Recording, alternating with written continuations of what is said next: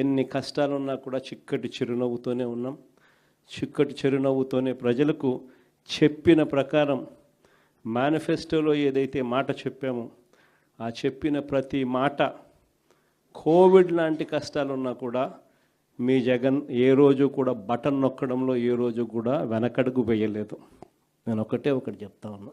ఈరోజు కార్యకర్తలు పడుతూ ఉన్న బాధలు నా కళ్ళతో నేను చూస్తూ ఉన్నా.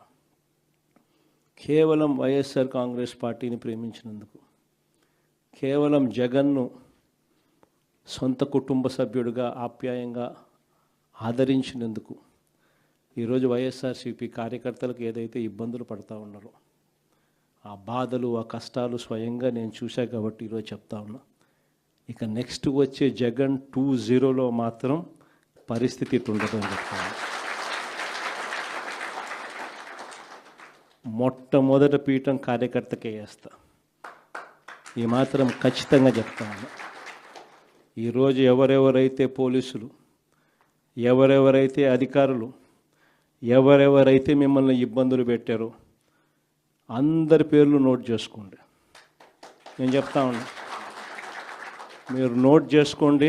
ఒక్కొక్కడిని మాత్రం యూనిఫామ్కు ఉన్న వాల్యూ ఏమిటి అనేది వాళ్ళకి అర్థం కావాలి.